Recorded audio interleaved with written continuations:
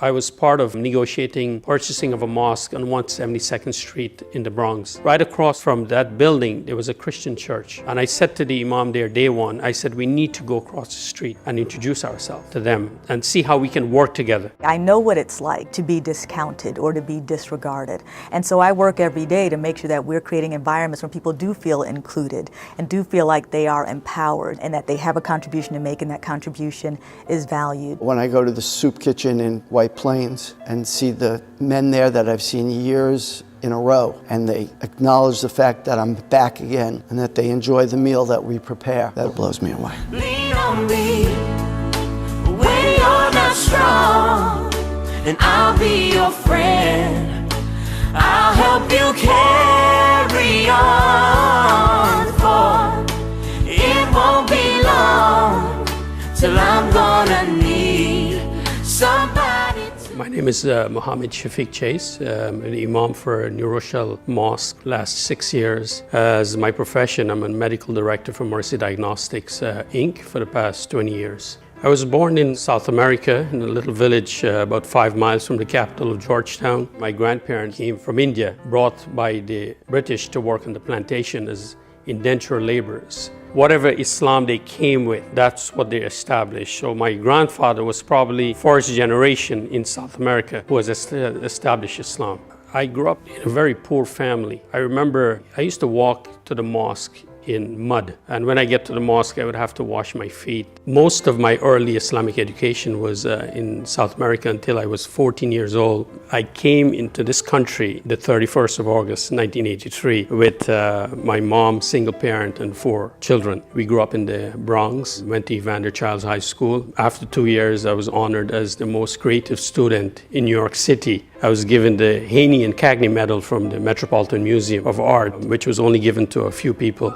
I was in high school when they started the first Islamic school in the Bronx, which is called Islamic Elementary School. It's one of the most successful schools now in the tri-state area. It's called Al-Ihsan Islamic Academy. On weekends, I would volunteer to go pick up kids from the inner city to bring them to this little one-family house in the South Bronx, where we would try to tutor them in math and English and give them some Islamic education also.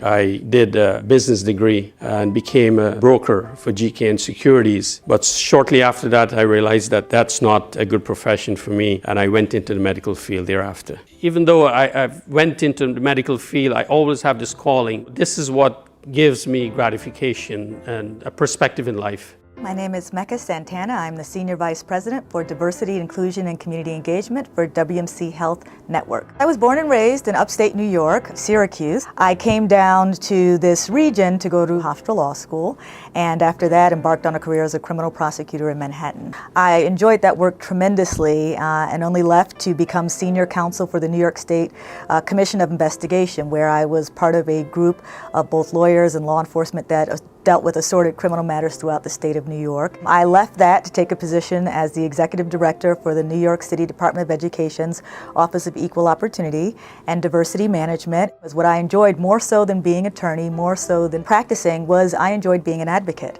And so whether I was an advocate for crime victims or in that role, an advocate for students and for workers who needed to make sure they had equity and access, I enjoyed doing that work. And it was that work and those accomplishments that ultimately brought me to the attention of Governor Andrew Cuomo, and I was appointed as New York State's Chief Diversity Officer. It was a very high-profile position. I got to travel, I got to present to the United Nations, and while the professional realm has changed from law enforcement to education to government to healthcare, the work has not. The work is still about increased opportunities, increased access, equalizing the playing field, being passionate about issues that matter to other people. My name is Richard Leroy. I'm the Director of Social Action at Temple Shaaray Tefila, and otherwise a retired former hospital administrator and commercial real estate broker. I was born in New York City. I lived in the outer boroughs, Queens and the Bronx. Lower middle class background, 5 people in a 2-bedroom garden apartment walk-up. I went through the New York City school system, and then I went to State University of New York at Binghamton. I went to graduate school at Columbia University School of Public Health to become a hospital administrator. I spent 5 years doing hospital administration at Bronx Municipal Hospital Center and at Mount Sinai Medical Center. One place I ran the Department of Mental Health Services, that was at Bronx Municipal. A huge position for such a young person. And then I wanted to sample a private hospital, so I ran the operating rooms and the Department of Anesthesiology at Mount Sinai Medical Center. After that, I went into commercial real estate. So I went from a salaried position to one where I put myself on the line every day, had to make things happen. I did that for 26 years, ran a small brokerage, so I think I was successful at that, and I think I carried that putting myself out on the line every day into what I do today.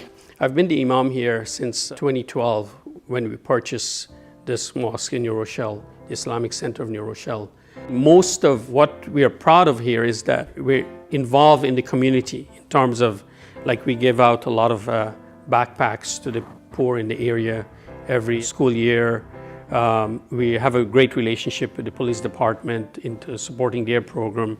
Just recently, Sandy, we provided 3,000 hot meals. You know, just a few of us come together and cook these meals and distribute it to the poor. My greatest accomplishment in this community is to speak out against the injustice that we saw in Sri Lanka at the United Nations. We went again last year to speak against what's happening in Burma. What we find is that most of the mosques in the tri-state area, up until probably 7-8 years ago, you would find that people would come and they would establish a mosque and they would just go there and pray and go back to their home and stay within their culture. I started a foundation called Global Ummah Foundation. The premise of that foundation is to bring people of different faith together. As the Senior Vice President for Diversity and Inclusion and Community Engagement, I really get to wear two hats. The first being that I make sure that all of our internal policy making is really centered around diversity and inclusion best practices. The other hat, which is equally rewarding, is the community engagement hat. And that's all about making sure that the various diverse communities we serve are empowered, that they have access to the best care, that we're being responsive with regard to our service to those communities, that our internal decision making is informed by the voice of our external stakeholder partners. We can't create health and wellness just within our own four walls. It really requires the dedicated collaboration from external community partners, and one of those being the faith-based community. We do a tremendous amount of work, whether it's going into the various mosque, synagogue, a church, to do healthy cooking, diet and nutrition, mental health, mental wellness. What I'm most proud of are really the opportunities that I've had to create opportunities for other people. One is the work we do with the Greater New York Hospital Association, and it's called our Summer Experience Fellowship Program.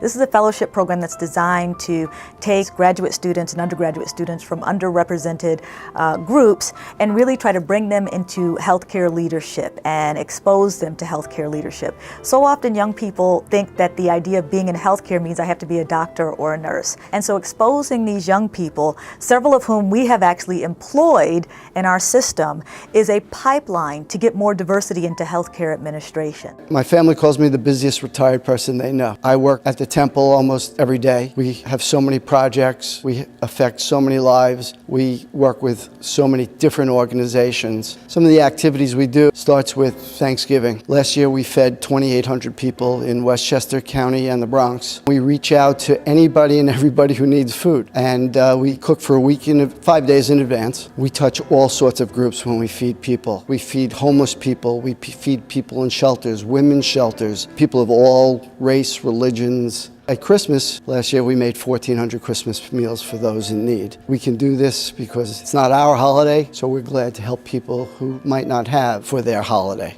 My children run the floor operations during our Thanksgiving programs and our Christmas programs. So they have to advise 300 to 500 volunteers at Thanksgiving or Christmas on what to do, where to do it, when to do it, how to do it. We host a Seder with WJCS, and we have about 100 people with developmental disabilities, and we run a typical Passover Seder for them, and it's a beautiful experience. We grow a vegetable garden right here on the grounds of Temple Shaaray Tefila, where we provide fresh vegetables for food kitchens in the county. We house the homeless in the winter in our facility. We feed them dinner, breakfast, bag lunch. They come for a week. We perform midnight runs in New York City throughout the year. All told, we led 9 trips to Puerto Rico during hurricane relief.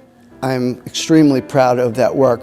These people in this community didn't have power for 9 months. Can you imagine 9 months in your community not having power? If I can create the infrastructure, they are then happy to do it. Because when they come and when they're working, they are really happy. And when they leave, they tell other people. And we just create community. And that might be my greatest accomplishment or my most favorite accomplishment, creating community. My grandfather, Abdul Hamid Khan, he was probably the Grand Imam for most of the countries in South America. He traveled in the 1940s to 5 different countries. His sons, they became Imams after him, and it's just a natural progression of things that I'm here. Many places that I would visit in United States or Canada, people would come up and ask you where you're from, and many of the older folks say they know my grandfather, so he has touched many people. Growing up, there was no mix between Hindu and Muslim, and knowing that my grandfather was ahead of his time, where he would sit and listen to their sermon and even give lectures at their sermon, I think that's what inspired me in terms of the pluralistic position in terms of interfaith work. My wife, as a matter of fact, she's from a Hindu family, and one of the greatest accomplishments that I have accomplished in my life is to marry against all the odds and fought on both sides. I've had many role models along the way, starting with the personal, of course, my parents. My mother was a teacher. She was also someone who, from the time that my siblings and I were very young, was always about standing up and doing the right thing, speaking out, being a voice for change, even at times when it was difficult. And I think we need more voices like that. It really has helped me in my pursuits in being someone who stands up and speaks out against injustice. I've also had tremendous role models in my professional realms. I've had people who've really helped stoke my passion, my purpose, whether it was my time at the DA's office or my time at the New York City Department of Education or my time in the governor's office, working for a governor who was very much about equity and increased access. My role models are people like Gary Cohn, who is the most selfless person I know, a gentleman named Art Bonagora, who runs the soup kitchen at St. Bartholomew's Church in White Plains, where we cook meals for their pantry, their food kitchen. People like Stanley Bergman. He, along with Farouk Kathwari, started the Muslim Jewish Advisory Council. I remember a famous quote that Jesus, peace be upon him, he was walking with his disciples, and his disciples brought to his attention and says, "Oh Isa, oh Jesus, look how mangy looking those dogs are, that their skins are oozing with pus." And then he turned to them and he says, "But look how white the tooth of the dog is." And I always look for that white tooth in every human being. Look at every human being with compassion, not contempt. I was not what people expected when it came to who was in charge, who was making the decisions. On more than one occasion, I've been mistaken for an administrative assistant. On more than one occasion, especially when I was a prosecutor down in Manhattan, I was mistaken for a criminal defendant when walking into court instead of the attorney on the case. And so those were very difficult things that I had to overcome. But my ability to persevere really helped me when it comes to my choice to be an advocate for others, to try to do the most that I can to create opportunities, to try to equalize the playing field, to ensure that people have an equitable chance to compete and to succeed. And I really spent a life in that space. I practice my Judaism through Tikkun Olam, the principle of repairing the world, just a little bit. I love helping people. I love reaching out to people of all faiths, of all genders, of all races, creeds, and colors. It's not only in times of like the diversity breakfast that we come and we have a great time and we meet each other and we honor each other. We should be there in times of difficulties for each other. When this situation happened in New Zealand, some of the greatest support we got was from the Jewish temple and the Christian churches. As a matter of fact, there was a family from New Zealand came and stand in front of the door and told the congregants, "You just come in and pray, we will protect you." I was invited to give the Martin Luther King sermon in the Baptist church in Bedford. And I think that's a beautiful thing when we can all worship together. I remember I taking my daughters to that Baptist church event. They were like so amazed of the energy that these people worship in. And I said, this is something that we need to see. And the only way we will see this is that we have to open these doors, open the doors of worship to each other. People from within our community called me and they object to me going to churches and give sermon or these relationships. Those same people that were against the work that I was doing 5-7 years ago after what happened in the synagogue and after what happened in the mosque, those are the same people come and tell me, "Imam, sorry that this is a good thing." They're coming from predominantly Muslim countries. So they never see the need to interact with other faith And this is something that we're really working hard towards. There's a tendency sometimes to see what's wrong, but not to call out what's wrong, to not get involved, to say to ourselves, well, it's not directly impacting me, and so there's not a need for me to insert myself. We all have an obligation to insert ourselves when we see something that is so patently offensive, that is so discriminatory in nature, because as a society, that's the collective compact that we have with each other, that I can, even though you look nothing like me, even though you sound nothing like me, even though you don't come from the same place that I come from, there's a sense of commonality and humanity that exists between us. And so if I can't stand up and fight for that when you're impacted, who's going to stand up and fight for that when I'm impacted? I believe in the golden rule. Do unto others as others would do unto you. There may not be a more important principle in my work. Diversity is important. If you can bring the faith together, it's a very powerful force if we can come together. And when we see a hate against a Christian, everyone should speak up against that hate. Muslims and Jews and Christians as well. Diversity is so important to me because we can't be living in enclaves just amongst ourselves in communities that might be comfortable, might have more than others. We have to reach out beyond our walls to help those who are less fortunate. Diversity and inclusion and engagement are all about valuing people for their uniqueness. It's not about trying to get everyone to fit in. It's not about trying to get everyone to assimilate. It's saying, I see you and I value you for all that you bring to the table, and that's what makes us stronger, better, more efficient, more effective in regard to our business. Embracing diversity and valuing diversity as part of your strategic business imperatives will help you drive success in your organization. You don't drive innovation by having everyone with the same ideas. You drive innovation by having everyone bring their whole self to the table, and there's a robust dialogue and a robust exchange of information and ideas, and from that you get the very best. It's not a zero-sum game. I can appreciate what's beautiful about you. I can disagree with what is your particular belief or practice and still respect and value your right to believe and practice as you do.